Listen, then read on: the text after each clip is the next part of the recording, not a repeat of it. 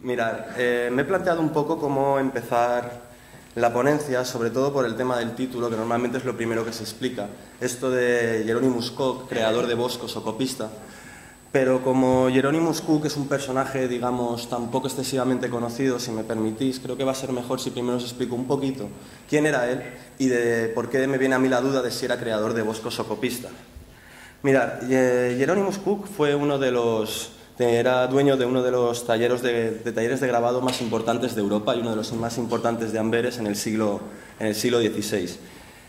La andadura de su empresa, que se llamaba Quatre Vents, empezó en 1548 y hasta 1600 seguirán apareciendo grabados de esta empresa, porque aunque él muere en 1570, su mujer, Volkswagen Diorex, continuó publicando 30 años más. Comentaros que su producción es amplísima, según los inventarios que tenemos que se realizaron con la muerte de su viuda, superan a las 2000 grabados diferentes. Y estos grabados eran también sumamente variados. Encontramos desde mapas, pasando por vistas de ciudades. Es una persona muy importante en la introducción del estilo renacentista en Flandes porque realizó toda una serie de grabados de ornamentaciones. También fue un gran introductor del arte clásico en Flandes porque realizó muchísimos grabados de arquitecturas, muchísimos grabados también de escultura clásica y, obviamente, también de pintura. Los grabados de pintura los podemos dividir en dos tipos. Por una parte, aquellos que copian obras de artistas reconocidos, tanto italianos como flamencos, como Rafael, Bronzino, Van der Weyden, ahora dentro de poco os pondré unos ejemplos. Y por otra parte, también publicó toda una serie de grabados que eran de dibujos originales realizados expreso para que los publicara. Las series más famosas son las de Peter Bruegel y las de Franz Florin, que también son los dos pintores más reconocidos que trabajaron para él. Comentaros que su producción no se vendía únicamente en Flandes. Su obra realmente acababa en todos los mercados europeos, con especial aceptación en España, en Francia, en Italia, en Alemania, e incluso llegó a cruzar el Atlántico. Sabemos que en América también llegaron sus grabados, y ahora mismo hay un doctorando de Lovaina que se llama Dan Van Echt, que está realizando una tesis doctoral sobre la influencia del Bosco en los Andes a través de una serie de obras que ha encontrado en unas iglesias que emulan algunos motivos bosquianos que aparecen justamente en los grabados de Allard Duhamel, los grabados de Hieronymus Cock. Comentaros que obviamente una producción de un taller que estaba en Amberes, que llegara tan lejos, que fuera tan variada, era porque este hombre tenía trabajadores asalariados, tenía toda una serie de pintores, tanto en Italia como en Amberes, que trabajaban para él. No tiene por qué ser exclusivamente, pero que sí que tenía una vinculación que año tras año se iba renovando, y también tenía toda una serie de grabadores que pasaban estos dibujos a grabado. Comentaros que la bibliografía generalmente acepta que los grabados de Hieronymus Cock son copias de obras reales, y además siempre presentó una ética de trabajo en la cual en sus grabados aparece, por una parte, él o el nombre de su empresa en referencia a quién es el que se hace cargo de ese producto, el nombre del grabador que ha hecho el grabado, la fecha, y en el caso de que sean copias de una obra original, pongamos un cuadro de Rafael, aparece el autor de la obra que se está copiando. Y normalmente lo que se pierde es el nombre del artista que ha hecho el dibujo de la obra original y se conserva el del grabador. Para que os hagáis una idea de lo que os digo de esta ética del trabajo, siempre intentó hacerse con las mejores fuentes para poder realizar las obras. Este grabado es posiblemente el epíteto de esta búsqueda de la mejor opción para hacer la obra más fiel a la realidad, que son una serie de plantas, o sea, una serie de visiones en planta de las termas de Diocleciano, que las hizo a través de unos dibujos que había realizado Sebastián Denoin, que resulta que era el arquitecto de Felipe II. Por lo tanto, tenemos esta búsqueda de buscar la mejor fuente a partir de la cual realizar la obra. Aquí tenemos también un grabado de Bronzino, que podéis ver pues, que tiene las variaciones propias de pasar una pintura a grabado, pero que está copiando, dentro de lo que es los límites de estas libertades que se crean en los cielos y tal, una obra tal y como es. Esta es clarísimo el deseo de plasmar realmente la pintura de Rafael tal y como la podemos encontrar en los museos vaticanos. Y también tenemos aquí un ejemplo flamenco bastante bueno que cambia la posición, cambia el fondo, pero de nuevo nos hace referencia a que esto es un grabado a partir de una pintura de Van der Weyden y que obviamente todos conocemos. ¿Dónde está lo curioso? Pues que la bibliografía y los distintos trabajos de distintas publicaciones realizadas por historiadores del arte y gente que se dedica a estas cosas asume que los grabados que hizo Cook sobre el Bosco son inventados. Son creaciones que no tienen nada que ver con originales y que las hizo simplemente para aprovechar un tirón mediático.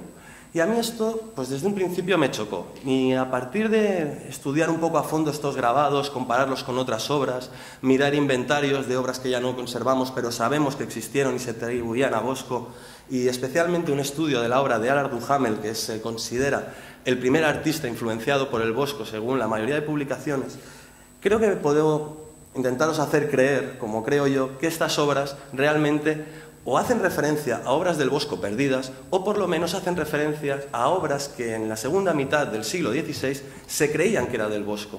Algo que no tiene nada de extraño. Pensar que, bueno, ahora mismo todos estamos leyendo lo que está apareciendo en los periódicos, de los cuadros del Escorial, los cuadros del Prado, el cuadro de Gante, y es que realmente parece ser que hemos pasado 500 años aceptando como obras del Bosco pinturas que probablemente no lo fueran.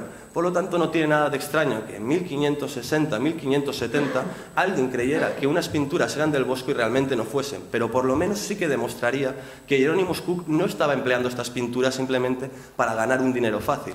Más a tenor de una cosa, como os he dicho, realizó 2000 grabados distintos, de los cuales no se llegan ni tan solo a ser 20 los que dedicó al Bosco. Empiezo con... Lo siento porque esto del PowerPoint que se ha descolocado me fastidia un poco, pero bueno. Os empiezo con la única obra que puede hacer referencia a una obra original. Y me explico. A vuestra izquierda estáis viendo un dibujo famoso que se había atribuido...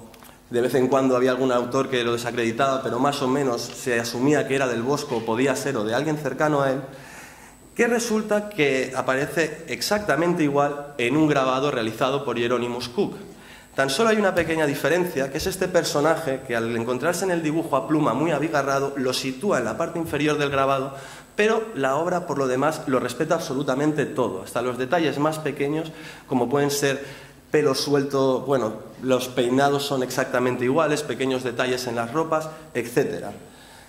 Comentaros que esta pintura, este dibujo, como os decía, hoy en día está otra vez en duda. El grupo de investigación holandés, Bos Research and Conservation Project, ha desestimado su autoría y comentaros que tampoco está muy claro quién lo debió realizar. Hay alguna publicación que dice que es Peter Bruegel, pero yo estuve examinando hace poco esta obra en vivo, con tiempo, intentando descifrar lo que pone en la parte de abajo y no pone Bruegel. Pone o Bruegel o Bruegel, pero Bruegel como tal no aparece tampoco escrito. Comentaros que en cualquier caso, si esta pintura, este dibujo fuera realmente un dibujo del Bosco, nos serviría para entender que realmente Hieronymus Cook buscaba originales. Y es más, otro grabado titulado Figuras Fantásticas, muy similar a este, solo que con un repertorio distinto, probablemente lo debió hacer Hieronymus Cook creyendo también que estaba copiando tal cual un dibujo con una serie de personajes realizados para poder utilizar en distintas pinturas. Pasamos ahora a obras bosquianas. Este apartado lo titulo así porque no hay ningún referente directo sobre estas pinturas que nos haga pensar que realmente son copias, pero aún así son obras todas ellas con estética bosquiana. Podemos ver una serie de elementos iconográficos y iconológicos que no son para nada extraños, como pueden ser pues, los excesos que se cometen en los dos barcos, la música, todos los pájaros, lo que son también las jarras, pero sí que es cierto que estéticamente, más bien dicho, volumétricamente, se nos hacen extraño al cuerpo general de la obra del Bosco. Pero eso simplemente si lo comparamos con la obra general. Tengamos en cuenta que estamos viendo grabados, no estamos viendo copias, no estamos viendo un dibujo. Por lo tanto, ya tiene que tener variaciones. Y es que además, si lo comparamos con una serie de obras del Bosco, las volumetrías ya empiezan a encajar más, las formas también se vuelven más parecidas. Incluso si lo comparamos con el prestidigitador, los volúmenes más o menos coinciden. Comentar también que el prestidigitador ahora mismo está también en tela de juicio, se dice que si no es un Bosco, que si es un casi Bosco, pero bueno, yo en estas cosas no me quiero meter. Comentaros también que si en vez de fijarnos en las obras del Bosco, nos fijamos en pinturas que son copias de obras del Bosco que se cree que debieron existir por distintas fuentes literarias, las volumetrías y las formas de representar todavía se parecen más. Y no hay ningún motivo para desestimar que el Bosco realmente, pues igual que dibujó la nave de los locos, hubiera dibujado una especie de nave de los locos, pero dentro de un mejillón, o la barca azul como aparece también, ¿no? Como era el otro grabado que os he enseñado antes. En este de aquí me voy a detener un poquito más porque ocurre otra vez lo mismo. El grabado que estáis viendo, Martes de Carnaval, es una obra que no tiene ninguna referencia directa respecto al corpus de obras del Bosco, pero sí que lo tiene si nos fijamos en distintos inventarios. Para que os hagáis una idea, en el inventario del Pardo de 1564 se puede leer otro lienzo de Carnestolà de Carnestollán desde el Bosco, y en el de 1614 otro lienzo pintado al fresco por Jerónimo Bosque que llaman de Cuaresma y el Carná con su marco de oro y negro. ¿Qué quiere decir esto? Que realmente tenemos fuentes literarias que nos hablan de obras que traten el tema de carnaval realizadas por el Bosco. Y también tenemos copias realizadas por artistas seguidores del Bosco utilizando su estética que también hacen referencia al carnaval. Aparte que este tipo de obras, con todos los elementos iconográficos que tienen, quedan unidas a todo este cuerpo de obras, digamos, predecesoras del costumbrismo holandés, tal que se suele asociar también al Bosco. Ahora vamos a analizar un poquito la obra, para que veáis que hay una serie de elementos que son bosquianos. Lo primero que vemos en la parte central es una mujer sentada, que es la única que está tranquila, la cual la podemos asociar con Cuaresma, y el resto vemos el jolgorio propio del carnaval, con sus representaciones de excesos, sus esencias divinidosas, sus referencias a la música, como vemos aquí. Por otra parte, aquí tenemos a alguien que parece que está ya bebiendo demasiado. Aquí tenemos dos elementos. En la parte derecha, el cucharón, lo cual es una asociación iconográfica que el Bosco hace con la locura. Y si lo elimino, podéis ver que el personaje, el que están afeitando, está como con la mano intentando acercarla hacia la mujer. Pero la mujer, a su vez, lo que está es afeitándole. Esto es un refrán holandés que significaba tomarle el pelo a alguien, que es un refrán que se dice afeitar el tonto. Por último, os quiero remarcar estos dos personajes, porque esto está relacionado con la obra de al lado. La obra de al lado es una copia temprana de un cuadro del Bosco desaparecido, pero que también conocemos por fuentes literarias, entre otras, una versión se encontraba entre las obras de Felipe II, que es el Reparador de Fuelles. Os voy a leer un pequeño fragmento, porque explica muy bien a qué hace referencia este elemento. Es unas pequeñas frases de Paul van der Broeken, os lo leo mejor. Mirad. Las mujeres de edad avanzada eran un socorrido blanco de burlas en la cultura popular, asociando especialmente el carnaval y las fiestas invernales. Eran presentadas como aliadas del diablo, como las celestinas o como la encarnación de las fuerzas temidas, sobre todo la muerte, el invierno y la miseria. En consecuencia, las imágenes en las que aparecían ancianas se investían automáticamente de connotaciones negativas. La moraleja de el hombre que repara fuelles es, por tanto, cuidado con las viejas. Sus supuestos deseos sexuales eran, a juicio de los varones contemporáneos, una excusa para difamarlas, en el contexto de una moral que solo reconocía la sexualidad adherida al matrimonio y a la reproducción, etcétera, etcétera. ¿Qué es lo que quiero deciros? Que tenemos toda una serie de elementos bosquianos que están aquí anudados en una obra que no tenemos por qué desestimar que realmente haga referencia a una obra original. Si nos fijamos ya en lo que es la composición de la obra, pues también es parecida la copia del dibujo, o sea, de la pintura que poseyó Felipe II, que no conservamos, y el grabado. Podemos ver la misma perspectiva en el suelo, típicamente flamencas y en forma abierta, realizada con las baldosas, las ventanas que no son realistas, pero que también tienen una perspectiva que se abre por un costado. Y hay un detalle que quiero remarcaros. Como os decía, existen distintas obras que hacen referencia al carnaval y a Cuaresma que están ahí realizadas por seguidores del Bosco. Aquí podéis ver una que lo que tiene de curioso es que el perrito que aparece en el grabado también aparece en esta pintura.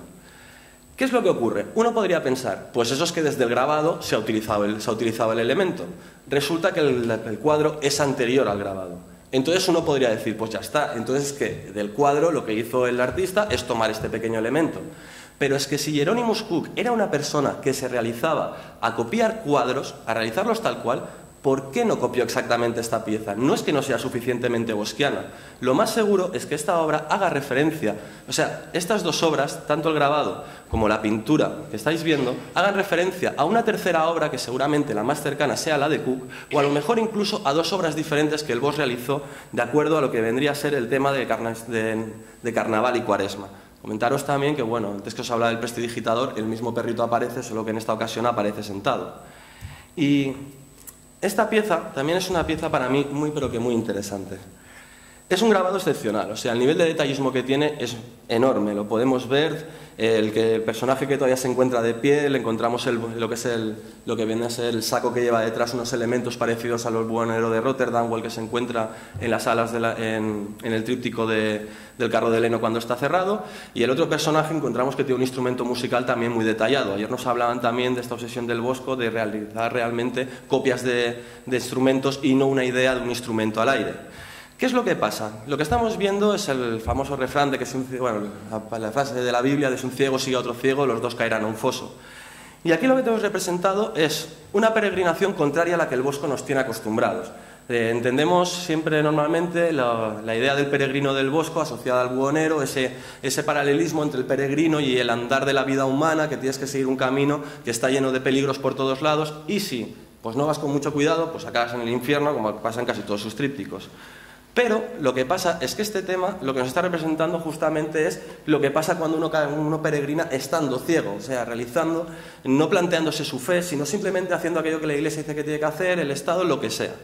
Y esto, en principio, puede parecer que no tenga relación en Bosch, pero nos aparece también en la obra de Bosch solamente que como un detalle secundario. Mirad, aquí tenemos la tabla de Santiago el Mayor del juicio final de Viena, y en ella encontramos a Santiago el Mayor, a Santiago peregrino realmente, realizando su propia peregrinación, podríamos decir, pero su aspecto es muy diferente a los personajes que aparecen detrás. Él aparece asustado, armado con un cuchillo, precavido, como ocurre en el peregrino de Rotterdam. En cambio, en la parte de atrás lo que vemos son a dos ciegos, encima uno de ellos cojo, que están caminando por un camino, no se sabe muy bien a dónde van. Y es que al otro lado del santo lo que encontramos es uno que ya ha llegado al final de su camino porque lo han degollado por este andar. Pensar además que en esta época, el siglo XV, resulta que es un momento en el que el Camino de Santiago, aunque sigue siendo popular, empieza a estar de capa caída. Entre otras cosas, porque el Camino de Santiago representaba lo contrario de la devotio moderna. Hay más que pensar que si uno llegaba a Santiago le quitaban la mitad de los años de purgatorio. Y esto está pues, en todos estos juegos de las bulas que en teoría intentan atacar. Comentaros también que los paralelismos con la obra del Bosco, del grabado, no acaban aquí, sino que tenemos este personaje que aparece en el tríptico de los improperios, bueno, en la tabla central del tríptico de los improperios de Valencia, que probablemente sea la versión más antigua de las 4 que conocemos, y este personaje se repite después en el grabado. Podemos volver a pensar lo mismo de antes. Ha tomado de este grabado este dibujo. Resulta extraño, porque esta pintura se encontraba ya en Valencia pues, en 1540. Incluso antes de que se realizara el grabado, se encontraba ya en España también la obra de Felipe II. Por lo tanto, lo más seguro es que esto haga referencia de nuevo a una obra perdida en la cual el Bosco repetía una fisionomía. Esto puede parecer extraño, pero no lo es. El Bosco fisionomías las repitió muchísimas veces. Sin ir más lejos, todos sus flagelantes son iguales, que resulta que son lo mismo que el San Juan Bautista de Lázaro Galdiano y una serie de personajes más que os podéis ir diciendo, pero es que si no, no acabaré nunca. Comentaros también, como cosa graciosa, os decía que Peter Bruegel trabajaba para Hieronymus Cook, pues qué casualidad que un año después de la publicación del grabado de Hieronymus Cook, Peter Bruegel realizara una de sus mejores pinturas, que es la parábola de los ciegos. Esta obra de aquí, lo que tiene, podemos encontrar elementos muy bosquianos y elementos que no lo son. Lo menos bosquiano es la arquitectura, que es totalmente bruegeliana, cosa que tampoco tiene nada de raro. Pero el tema de San Martín ya está representado de una forma mucho más bosquiana, igual que las barcas que aparecen, las decoraciones, pero asimismo es una obra que no conocemos ningún cuadro del Bosco que le podamos atribuir en que se represente esto. Pero de nuevo, volvemos a mirar los inventarios de Felipe II, resulta que Felipe II tenía 3 San Martines distintos, y aparte hay más referencias a San Martines en otras colecciones europeas, por lo tanto de nuevo estamos ante un tema bosquiano. Un tema bosquiano, además, muy acorde con el pensamiento de la época entre la gente burguesa, que es la de ver a los mendicantes ya no como una forma de practicar la caridad, sino como un estorbo. Esto aparece en algún texto de Erasmo de Rotterdam, en que él dice también que la gente que no trabaja, Lluís Vives tiene un texto muy largo dedicado a este tema, por lo tanto ya casaría también incluso dentro del mundo ideológico de Hieronymus Bosch. Comentaros también que, bueno, podemos ver también las referencias a los excesos que se cometían en nombre de San Martín en lo que es el vino de San Martín, que eso también es un tema de un cuadro de Peter Bruegel que se encuentra en el Prado, y os he puesto el tapiz de al lado porque, aunque no esté identificado, probablemente este sea San Martín huyendo de la ciudad, ya que la actitud de los mendigos es parecida, y porque ahí detrás podéis ver otra vez el vino de San Martín. Os comento también esta escena, porque esta escena lo que tiene curioso es que también hay un dibujo de una pintura atribuida al Bosco en los inventarios de Felipe II. Lo que ahí se representa era un divertimento flamenco que consistía en coger un grupo de ciegos, darles palos y soltar un jabalí o un cerdo y lo tenían que matar. La gracia venía a ser en que se pegaban entre ellos muchas veces y esto mismo lo había representado el Bosco y lo encontramos de nuevo en una obra que tiene muchos caracteres bosquianos. Esta de aquí es la pieza más distinta a todo lo que ha hecho Bosch, pero aún así es una de las más interesantes para intentar dar un poco de peso a la tesis que os estoy intentando plantear. Y os explico. En este Cristo con la cruz a cuestas encontramos elementos propiamente bosquianos. La caída de Cristo, la cantidad de gente recogida, las armas son las habituales, la escalera, pero una serie de elementos nos faltan. Lo primero, Cristo en los pies no tiene tablones con clavos. Esto es algo que el Bosco siempre lo pone. Por otra parte, la cruz, aunque es de forma de T, es una cruz excesivamente tosca. No es un tablón cortado, esto parece casi que de Grunewald. ¿Qué es lo que ocurre aquí? Mirad. Una pista nos la da el pie de página, bueno, nos da la información que el propio Hieronymus Cook nos da. Ahí abajo pone Hieronymus Bosch Inventor, pero al lado pone Lombard Restituit. Restituit viene a significar rehacer, reconstruir, volver a sacar lo que no estaba. ¿Eso qué quiere decir? Que nos está avisando que lo que estamos viendo no es una copia literal de un cuadro que él piensa que es del Bosco, sino que es un rehacer una obra del Bosco que se conoce ¿a través de qué? Vamos a ir viendo. Primero, tanto el Camino del Calvario que estáis viendo, que es una versión preciosa de un seguidor del Bosco, como el cuadro que veis al otro lado, que es de Lucas van Leyden, que es uno de los seguidores del Bosco más conocidos, presentan elementos bosquianos y algunos elementos comunes con la obra que estamos viendo. Si os fijáis, aquí sí que las cruces son totalmente de madera plana, los Cristos sí que tienen los pies, estos tablones con clavos, pero además hay un elemento muy curioso y es que los soldados están orientalizados. Si nos fijamos otra vez en el grabado de Hieronymus Cook, tenemos otra vez estos soldados así orientalizados. Y es que además, ahora sí que se sabe que este grabado tiene referencia directa con un dibujo del Bosco. Y os explico. Esto yo me enteré hace poco leyendo el catálogo de la exposición que se está llevando a cabo en Holanda. Y en ella habían encontrado toda una serie de personajes en este grabado de Cook, en este dibujo que ahora se atribuye de forma directa al Bosco, y aunque realmente no fuera del Bosco, de nuevo nos muestra esta búsqueda de Hieronymus Cook de una fuente fiable a partir de la cual realizar su trabajo. Bueno, voy a empezar a señalaros quién es quién, porque si no, esto no me lo podéis creer. Aquí tenemos uno, aquí tenemos otro, fijaos el sombrero, es igual, aquí tenemos otro más. Este es uno de los más parecidos, que, bueno, hice mal al cortar la imagen tan baja, pero tiene la misma arma incluso. Y tenemos toda una serie de personajes que vuelven a aparecernos, que nos aparecen también en la obra. Paso ahora de apartado y me centro en la relación con Allard Duhamel de los grabados de Cook, y aquí os voy a explicar un poquito quién era este señor. Allard Duhamel fue contemporáneo y conciudadano del Bosco y además cocofrade de la cofradía de Nuestra Señora de Stergenbosch. Era artista también, maestro de obra de la iglesia de San Juan de Stergenbosch, actualmente la catedral de la ciudad, y sabemos que, aparte de que tuvo una relación, porque los dos eran cocofrades, como os decía, sabemos que Bosch inspiró varios de los grabados que realizó Allard Duhamel. Lo que ocurre es que normalmente se suele decir se suele decir demasiadas veces que estos grabados son copias de obras del Bosco, y no es así. Allard Duhamel tenía una gran influencia de Bosch, a mi entender. Lo que pasa es que él cogía sus motivos y hacía lo que le daba la gana, que también es algo que es muy lícito de hacer. Aquí, por ejemplo, tenéis uno de sus grabados bosquianos, menos bosquiano, por así decirlo, que lo que ha tomado es el elemento bajo, que tenemos un loco, que además está representado con la cuchara, símbolo de la locura para Bosch, que viene a hacer referencia a la locura del amor. Pero hay otras obras en las cuales pues parece que hay una cercanía mayor al Bosco, y muchas veces se dice que es así porque él firmaba con su monograma y con las palabras Bosch. De entrada que no firmaba con la palabra Bosch, a veces firmaba con la palabra Bosch, a veces con la palabra Bosche y a veces con la palabra Stergenbosch. Por lo tanto, lo que deberíamos entender es que estos grabados los realizó en la ciudad de Stergenbosch y por eso ponía Bosch, no porque fueran copias del Bosco. Pasamos a continuación con el que es su grabado más famoso, el del asedio del elefante, el cual pues, es el que más se ha considerado que hace referencia a una obra del Bosco, porque de nuevo Felipe II tuvo un asedio del elefante, y hay incluso quien ha querido decir que el asedio del elefante que tenía Felipe II es el que, bueno, es el dibujo, la pintura de al lado, que os pongo que paradero desconocido porque se supone que estaba en Corella, en Navarra, pero me he contactado con toda la gente de ese pueblo que es pequeñito que tiene cuadros y nadie tiene idea de dónde está. Y hace poco un miembro de la Real Academia de Historia Española me dijo que ellos le habían pedido este cuadro hace 15 años a través de la Diputación de Vitoria a una asociación privada y ahora estoy mirando a ver si son aquellos o es un tal José Ignacio, pero bueno, esto es otro cantar. Comentaros que esta obra está copiando directamente el grabado de Allard Duhamel, por lo tanto no es una copia de un original del Bosco.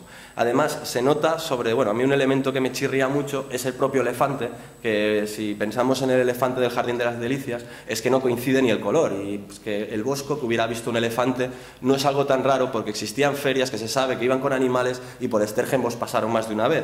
Por lo tanto, yo lo que creo es que esto copió directamente, con más o menos gracia, el grabado de Allard Duhamel. Ahora bien, yo sí que pienso que hubo un original y que ese original lo copió Hieronymus Cook. Y ahora os lo intento hacer ver, como estoy intentando todo este rato. Lo primero, si comparamos un grabado con otro, a mí a primera vista me parece que es más bosquiano el grabado de Hieronymus Cook. Pero ahora voy a intentar encima argumentároslo. Primero, el tipo de perspectiva.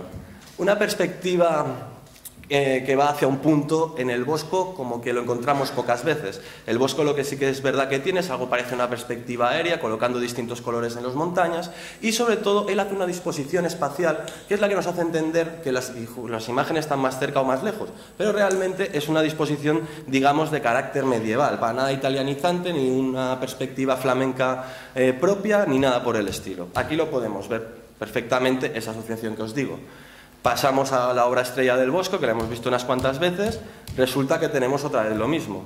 Si ponemos encima de la obra de Duhamel y la obra de Hieronymus Bosch, no solamente es la cuestión de la perspectiva, es que si os fijáis la forma que tienen de unir los personajes al piso, la forma que tienen las arquitecturas, la forma que estas arquitecturas juegan con el paisaje, la forma en que el paisaje se distribuye, es mucho más bosquiana la obra de Cook que no la obra de Allard Duhamel. Por otra parte, si cogemos el carro de Leno, tenemos exactamente lo mismo, le metemos un elefante en medio, se nos vuelve a aparecer más. Y bueno, aquí lo tenéis para que veáis qué es lo que os quiero decir. Ahora viene una de las cosas ya más graciosas. Es que iconográfica y iconológicamente también es más bosquiana la obra de Cook. Y empiezo. Lo primero, aquí tenemos unas grullas, que en la otra obra no están. Pensar que este cuadro yo creo que lo tenemos que fechar en el mismo periodo que el Jardín de las Delicias, que el carro de Leno, por tanto, estos elementos decorativos que tienen también su significado, pero que también tienen un efecto decorativo, que no estén, ya parece que el que en una sí que estén y en otra no, ya las acerca más. Luego un elemento muy curioso. Aquí tenemos unos frailes, porque aquí lo que se representa es una batalla, que parece que están dando la extrema opción, pero sobre todo en la persona de la franja inferior derecha parece que no quiera que le esté dando la extrema opción porque parece que le está robando. Algo que también lo podemos asociar con el carro de Leno. Sin embargo, Allard Duhamel no tiene monjes. Vamos a la otra cosa, las arquitecturas, como podéis ver, unas son de corte bosquiano y otras para nada. Y por otra parte tenemos personajes que cambian de posición, pero que están en los dos lugares. Aquí tenemos uno, y este no lo he marcado porque si no se me queda mucho follón de imágenes, pero si os fijáis en este, y en este que se repite, qué casualidad que también están en el juicio final de Brujas, y aparecen también en el San Antonio del Prado, que también estará un poquito en dudas. Comentaros que también hay un elemento común en las dos que se repite, que son estas banderas que tienen toda una serie de emblemas de gremios. El gremio de los zapateros, el gremio de los cuchilleros, etc. Pero sí que tiene un elemento discordante que es muy curioso, que es este. Mientras que la obra de Cook no tiene una bandera expresa, la bandera de Allard Duhamel tiene la bandera del turco. Esto para mí es un punto más a favor de la obra de Cook, sea de un original. Y os explico por qué. Uno puede entender que si tenemos una batalla entre gremios y un elefante armado con toda una serie de soldados, que sobre todo en el grabado de Cook se ve que son soldados uniformados, con casco, muchos de ellos con ballesta, o sea, mucho más avanzados, es una rebelión. Una rebelión que puede hacer referencia a un exceso de impuestos, una rebelión contra el clero, o también medio velada contra el clero y por eso los dos monjes, etc. En cambio, una batalla de gremistas contra turcos, pues quitando el caso de las Germanías valencianas, pues no vamos a encontrar mucha relación. Y es que además el grabado de Cook tiene abajo un texto que yo buenamente lo he intentado traducir, aunque mi latín es pésimo, pero más o menos he conseguido sacar esto que parece que tiene un poco de sentido, que es la temeridad de repente. La mente de los hombres fuertes golpea sus impulsos y no miran sus propios peligros y son capaces de seguir los actos de los demás que se agitan al estimarlos justos. Por lo tanto, un exceso de presión sobre la gente lo que acaba ocurriendo es que te puede llevar a tener un mal final. Esto es un aviso pues para los poderosos, para quien queramos. A lo mejor no quiero decir dónde podía estar este cuadro porque no tengo ni idea, pero sí que su mensaje está dentro de la órbita bosquiana. Vale, este grabado además es el que llegó a los Andes. Bueno, no he podido hacerme con las imágenes, estoy esperando que este chico me las pase, pero realmente su investigación es una maravilla, ojalá encuentre muchas cosas. Pero lo que os quiero decir de este grabado es que este grabado se le suele decir que es un pastiche de cosas bosquianas. Yo no lo niego, tiene elementos que son pastiches. La tabla que podría hacer referencia al paraíso, obviamente tenemos dos referencias, la tabla de los 7 pecados capitales, y la parte baja obviamente es una reconstrucción de la parte media inferior del juicio final de Brujas. Pero a mí lo que me gusta es la tabla central.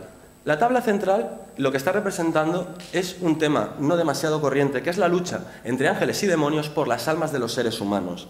Esto aparece de nuevo en el tríptico de los improperios de Valencia, en toda la cenefa que rodea la coronación de Cristo, y a su vez he encontrado algunos de estos elementos, uno que es tal cual en la obra de Cook y otro que se parece bastante, que ahí está. Pero ahora bien, ¿esto tiene una referencia en Alar du Hamel? Sí, que nadie lo diga, pero yo os lo voy a explicar, que creo que la he visto, igual si estoy loco me decís, que es esta obra que estáis viendo.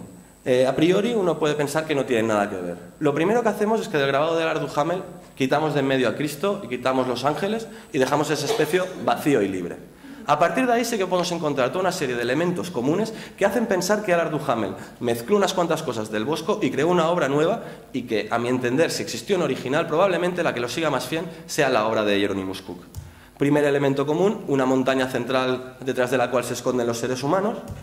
Lo segundo, una torre dominada por demonios, mucho más bosquiana la de Cook. Por otra parte, la montaña de salvación donde van las almas llevadas por los ángeles. Y otro punto común son estos volcanes marinos que se encuentran en la parte trasera. También tenemos personajes que se repiten, como este ser devorador de almas, que también es propio de los juicios finales del Bosco, que aparece también en el de Brujas, por ejemplo. Y la parte baja dominada completamente por toda una serie de demonios. De nuevo lo que os digo, parece que sí que hay una tercera obra a la cual parecen remitir tanto Alar du Hamel como Hieronymus Bosch. Y esta de aquí es la más difícil de ver, pero también creo que hay un nexo común entre las dos. Y os explico. Voy un poco más rápido porque si no igual se me come el tiempo. Lo primero que tenemos es que en la parte alta de la montaña izquierda los dos tienen un elemento religioso. En uno es una campana, en el otro es una iglesia o una ermita. Lo segundo es este personaje que va con el mismo tocado, con las mismas ropas, aunque obviamente estéticamente son distintos, pero los podemos reconocer. Y tenemos también a San Cristóbal. Por otra parte, el de Hieronymus Cook resulta que tiene también a un San Martín. Que no sea que esta obra de Hieronymus Cook haga referencia a una obra, o a lo mejor a una remezcla de un tríptico o algo así, en que estuvieran representados San Antonio y San Cristóbal como ermitaños y estuviera San Martín peleando con aquellos que les quiere ofrecer la capa y en vez de aceptarla buenamente se pelean entre ellos por conseguirla.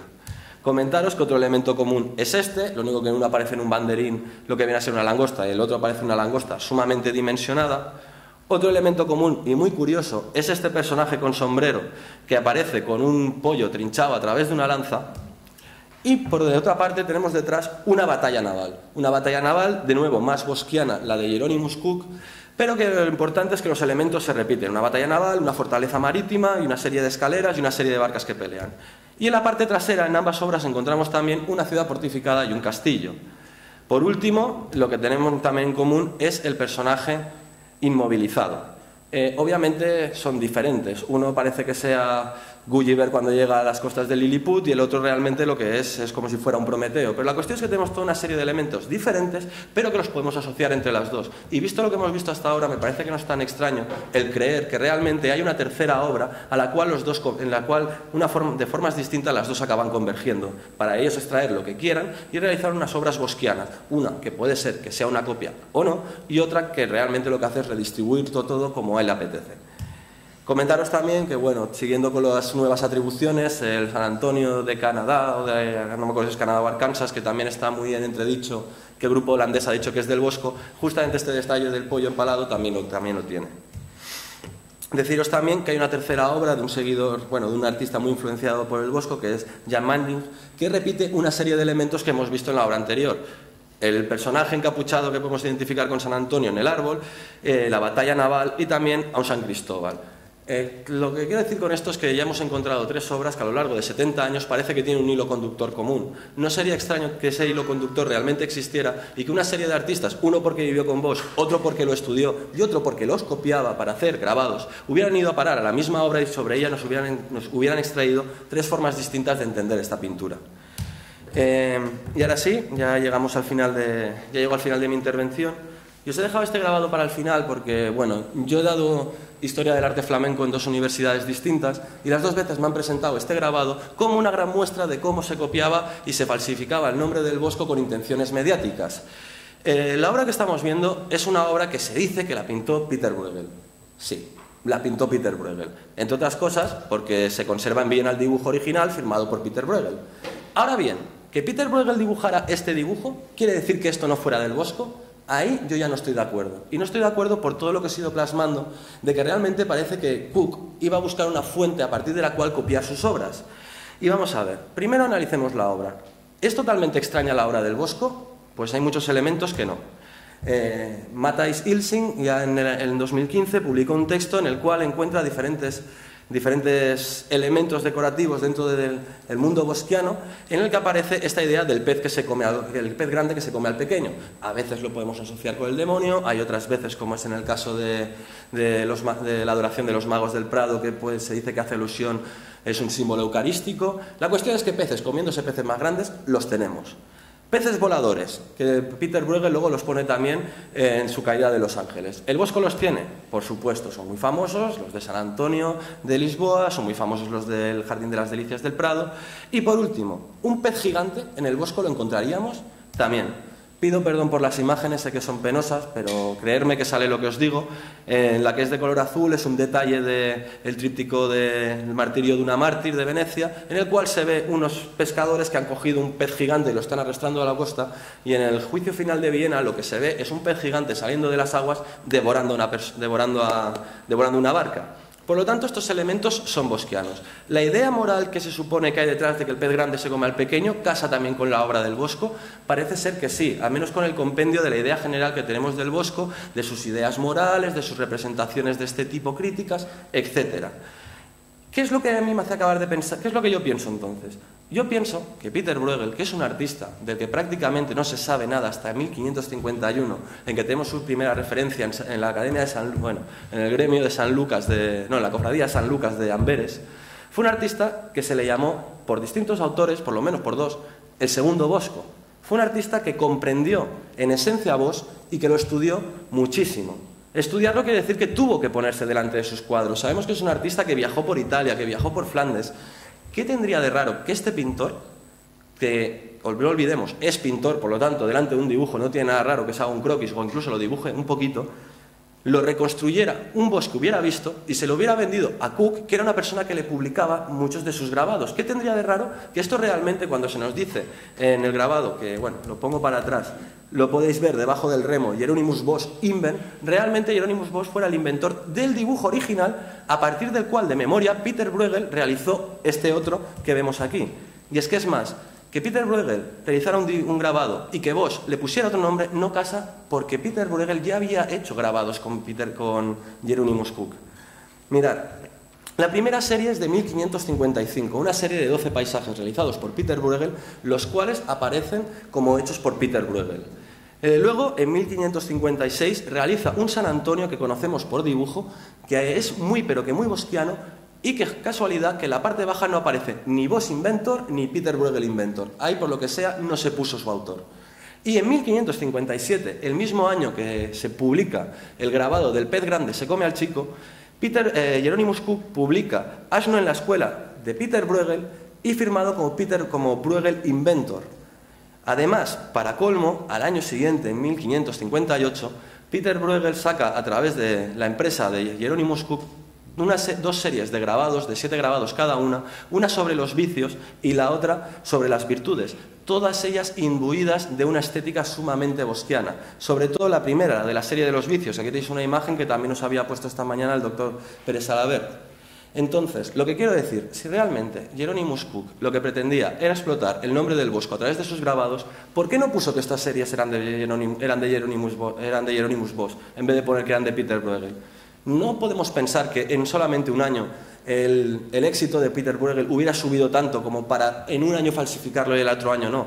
Y menos aún pensar que 2 años antes de falsificarlo no se le falsifica, luego se le falsifica una vez, pero el resto de obras no, y luego se le vuelve a no falsificar. Para mí lo que ocurre es que realmente Peter Bruegel había hecho un dibujo de una pintura original, hoy en día perdida, que debió realizar debió conocer en sus viajes de aprendizaje, y que Hieronymus Cook la quiso plasmar porque sabía que tenía un valor comercial, eso no lo tenemos que negar, pero que no tenía una necesidad de estar mintiendo. Y bueno, por último, volviendo otra vez a la idea y el nombre de mi ponencia, Hieronymus Cook, creador de Boscos o copista, para mí queda claro que hay demasiadas dudas como para seguir zanjando el tema como que simplemente utilizó una salida comercial con estos grabados. Yo creo que el tema es mucho más complejo y que por lo menos hay que entender la posibilidad de que Hieronymus Cook lo que hacía era o bien grabar obras que realmente eran del Bosco o grabar obras que se creían que eran del Bosco en el momento en que las grababa. Y esto es muy útil. Por una parte, a nivel arqueológico histórico, una arqueología histórica del arte, podríamos decir, que es recuperar obras del Bosco que hemos perdido y que gracias a inventarios y demás sabemos que debieron existir y que a lo mejor a través de Cook podemos más o menos vislumbrar cómo eran, y por otra parte también comprender qué se pensaba que era el Bosco en los años 60, 70 del siglo XVI, porque otra cosa tampoco voy a negar yo. Las obras que hemos visto son extrañas al corpus general de la obra de Bosch, pero estas obras se creían del Bosco en esta época, y esto es algo muy interesante, porque el Bosco a día de hoy nos ha llegado sumamente deformado por toda una serie de conceptos que creemos que tenía su arte y que realmente son una herencia cultural que se vino produciendo desde el momento de su muerte a los años 60. Y bueno, nada más, agradeceros vuestra atención y espero que más o menos os haya gustado.